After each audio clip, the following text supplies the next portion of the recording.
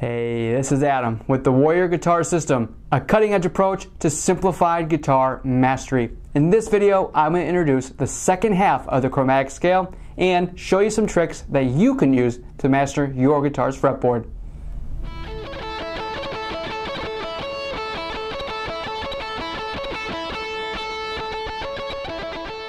Quick disclaimer, this is part 2 of a 2-part series. If you haven't seen part 1 yet, you should stop this video and go watch that first. In part 1, I introduced you to the chromatic scale.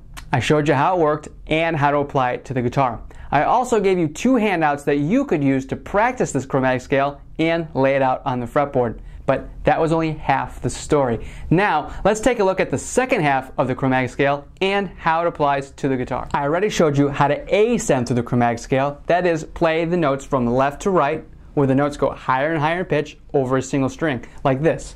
A sharp, B, C, C sharp, D, D sharp, E, F sharp, G, G sharp, A. You can go all the way down to the end.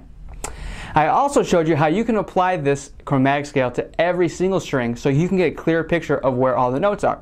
So I can apply it to any string, say the high E string. E, F sharp, G, G sharp, A sharp, B, C, C sharp, D, D sharp, E. Notice how the notes go higher and higher in pitch? Now this is extremely useful to you because it gives you the flexibility to learn every note on every string using one scale. In order to descend through the chromatic scale, that is, go from the very last fret back to the open string, back to the beginning, we must first shift the name of some of the notes. So, in order to do that, let's take a look at the flats. Not so fast. Before we can look at flat notes, let's first take a look at another important musical term, enharmonic. Enharmonic is just a fancy way of saying that one note can be written or expressed 2 different ways. In other words, a note that is the exact same fret on the exact same string with the exact same pitch can have 2 different names. For example, the note G flat is the enharmonic equivalent to the note A sharp. You might be asking yourself, why does that happen? Well, there are a few reasons why this happens, but to keep things simple, we use the term sharp to describe notes that are going up in pitch, that is, playing from left to right, and we use flats to describe notes that are going down in pitch, that is, notes played from right to left. For example, if we ascend through the chromatic scale, the sharp notes occur 1/2 step above the natural note. A to A sharp, C to C sharp, D to D sharp, F to F sharp, and G to G sharp. Notice the sharp note follows the natural note behind it. And remember, there's no sharp note between the notes B and C and E and F. We do the same thing when descending through the chromatic scale, except we replace the sharp notes with flatted notes. For example, A to A flat, where the G sharp note becomes A flat. G to G flat, where the F sharp note becomes G flat. E to E flat, where the D sharp notes become E flat. D to D flat, where C sharp becomes D flat. And B to B flat, where A sharp becomes B flat. Now this may seem a little confusing at first, but if you look carefully, you'll see the flat note occurs 1/2 step below the natural note. For example, A flat is a 1/2 step from its natural note, A, and G flat is a 1/2 step from its natural note, G. So the full chromatic scale really looks like this.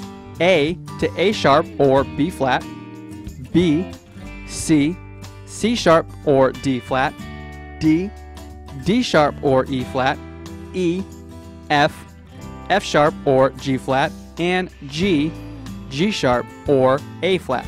Then starting over at A. Whether you use the term sharp or flat depends on whether you're ascending or descending. So E flat and D sharp is another example of an enharmonic note, since they are the same note just with 2 different names. E flat equals D sharp. Let's look at this fretboard diagram to see exactly what's going on. You'll notice the natural notes represented in blue keep their name and position, where the enharmonic notes represented in red shift their name from a sharp to a flat. Also remember, there's no sharp note between the notes E and F and B and C. Thus, there are no flat notes between F and E or C and B. That was a lot of information, but your focus right now should be to memorize the chromatic scale both ascending and descending. Here are a few things you can do right now to get that process started. First, download the worksheet that goes with this video so you can practice this stuff throughout the week. You can find it on this page by clicking the button below this video. I'll also put a link in the description box for all of you coming from YouTube. Next, with your guitar, ascend through the chromatic scale from the open string all the way to the last fret using sharp notes, and then descend from the last fret all the way to the open string using flat notes like this. A sharp, B, C, C sharp, D, D sharp, E, F sharp, G sharp, A sharp, B, C, C sharp, D, D sharp, E, F sharp, G sharp, A. Now we can descend all the way back to the open string using flat notes.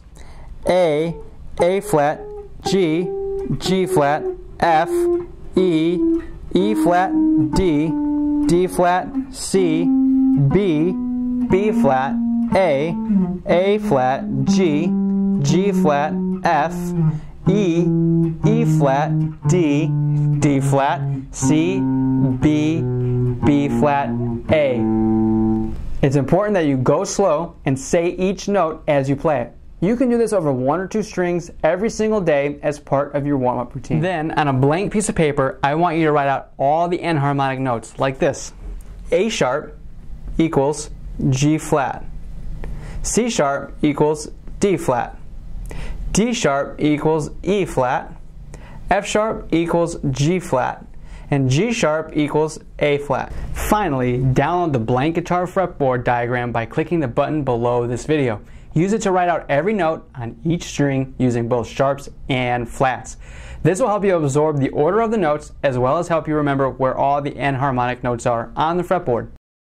You can download unlimited copies of this diagram for free. You can also use it to plot out other note combinations such as the dotted notes, just the natural notes, notes within a scale, notes in a chord, octave ranges, chord positions, or whatever you want.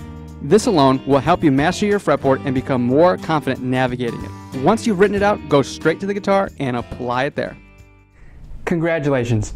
You've come a very long way in a very short amount of time. But just remember, this is all just the beginning. We've barely scratched the surface on true fretboard mastery.